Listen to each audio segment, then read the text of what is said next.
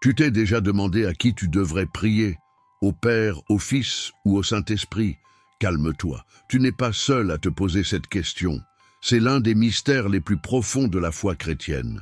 Et aujourd'hui, dans cette courte vidéo, on va t'expliquer la Trinité, une fois pour toutes, le Père, le Fils et le Saint-Esprit, en parfaite unité.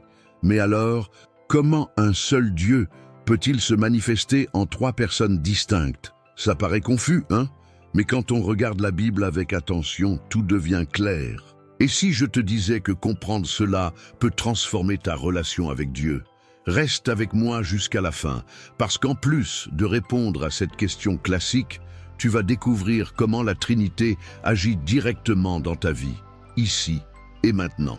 Et je te le promets, c'est beaucoup plus simple qu'il n'y paraît. On y va ensemble, ferme les yeux et imagine le tout début. Il n'y avait rien, aucun son, aucune lumière, aucun ciel, juste un vide profond et silencieux. Mais au milieu de ce silence, quelque chose bouge. L'Esprit de Dieu planait au-dessus des eaux comme une brise douce dans un désert sans fin. C'était la présence divine, préparant la scène pour la plus grande œuvre jamais accomplie, la création du monde. Soudain, une voix brise le silence. Elle est forte, puissante, mais pleine de tendresse. « Que la lumière soit », dit le Père. Et à cet instant, l'obscurité s'incline et la lumière éclate dans toutes les directions. L'univers reçoit ses couleurs, sa forme, son sens. Et tu sais qui était là aussi?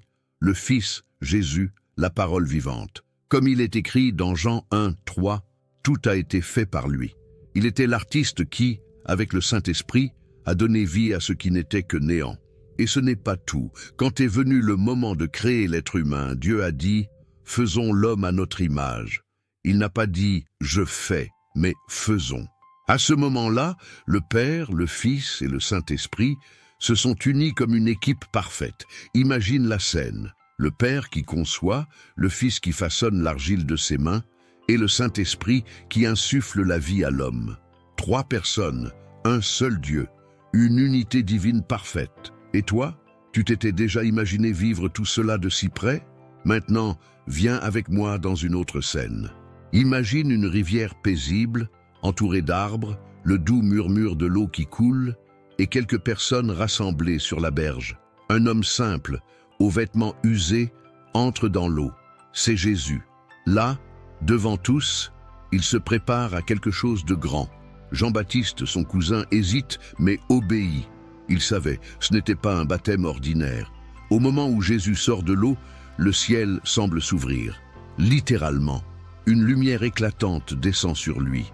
Et comme si le ciel lui-même parlait, une voix retentit. « Celui-ci est mon Fils bien-aimé, en qui j'ai mis toute mon affection. » Matthieu 3, 17. Le peuple lève les yeux, étonné, émerveillé.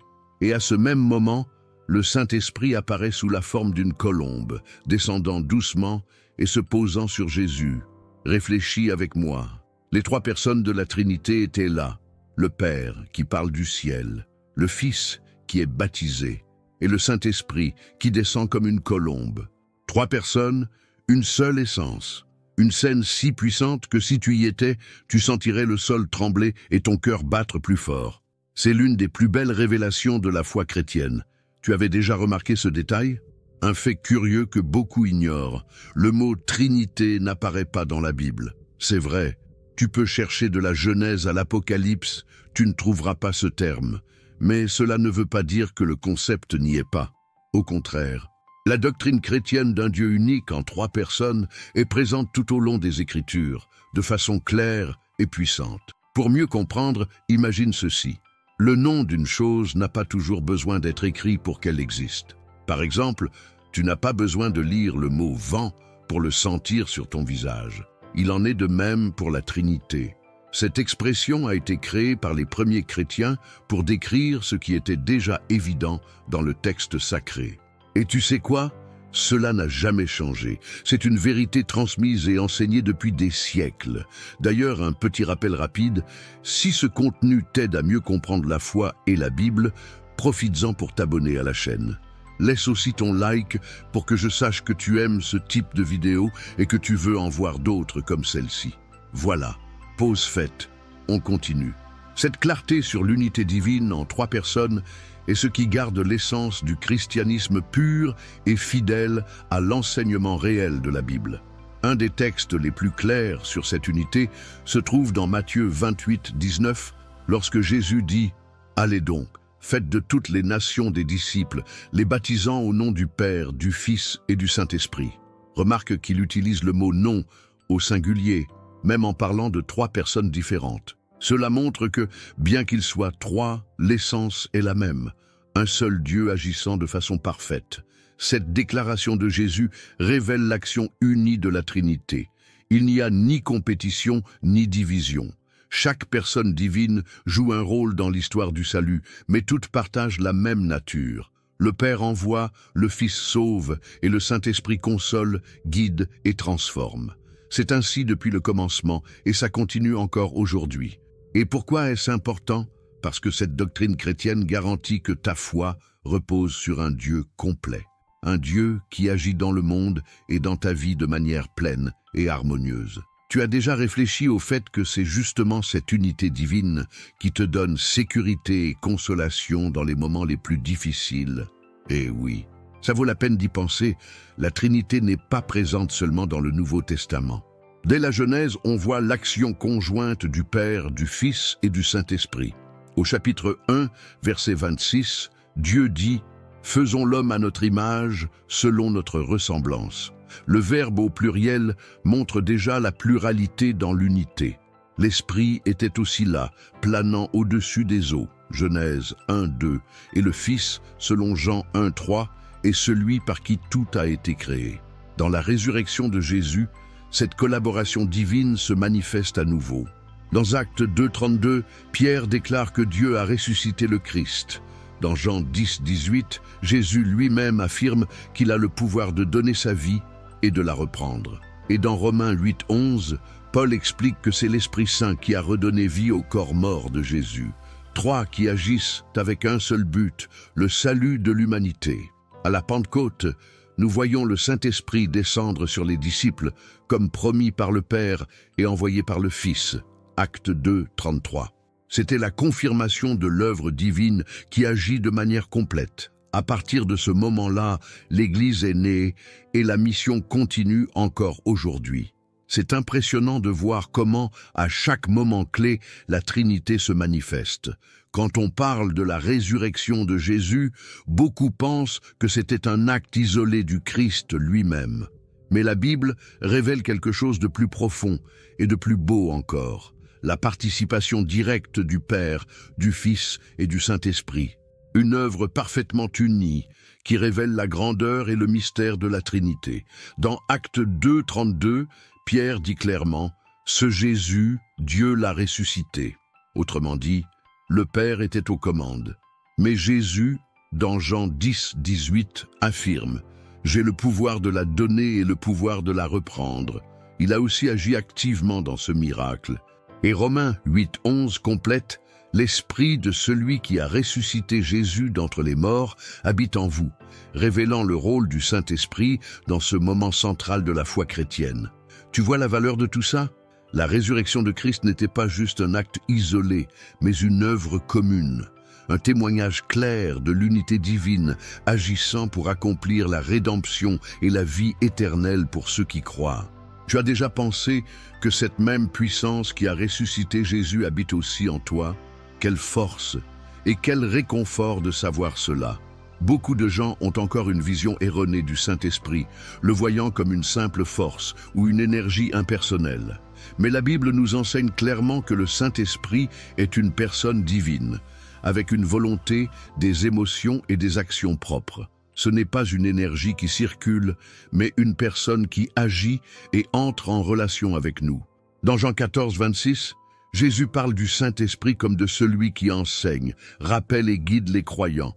Mais le Consolateur, le Saint-Esprit, que le Père enverra en mon nom, vous enseignera toutes choses et vous rappellera tout ce que je vous ai dit.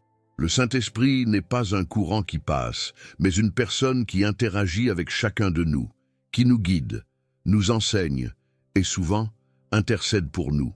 De plus, le Saint-Esprit peut être attristé par le péché. Dans Éphésiens 4:30, Paul nous avertit « N'attristez pas le Saint-Esprit de Dieu par lequel vous avez été scellés pour le jour de la rédemption. » Comment pourrions-nous attrister une simple énergie? Seule une personne peut être attristée. Le Saint-Esprit est une personne divine, remplie de sentiments et d'intentions, qui se soucie profondément de ta vie spirituelle. La Trinité, ce n'est pas juste un concept théologique lointain ou un mystère intellectuel. C'est la base de notre salut et de notre communion avec Dieu. Depuis le commencement, le Père, le Fils et le Saint-Esprit travaillent ensemble pour offrir à l'humanité le chemin de la rédemption. Et le plus incroyable, c'est que cette relation est le modèle de comment nous pouvons nous connecter à Dieu et les uns aux autres. Dans Jean 14:6, Jésus dit « Je suis le chemin, la vérité et la vie. Nul ne vient au Père que par moi. Le Fils est le pont vers le Père, mais il ne le fait pas seul. Il est envoyé par le Père. Et c'est le Saint-Esprit qui nous conduit à Christ et nous aide à vivre dans l'obéissance. Chaque personne de la Trinité joue un rôle essentiel dans notre parcours de foi, apportant salut, réconfort et transformation. La merveilleuse vérité de la Trinité, c'est que Dieu ne nous appelle pas seulement à croire en lui, mais à vivre une relation réelle et profonde avec lui.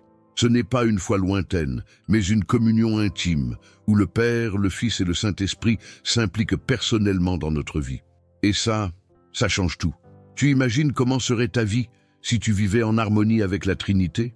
Le salut et la transformation qu'elle offre sont pour maintenant, pas pour un futur lointain. Avant de continuer, pourquoi ne pas laisser un petit commentaire ci-dessous?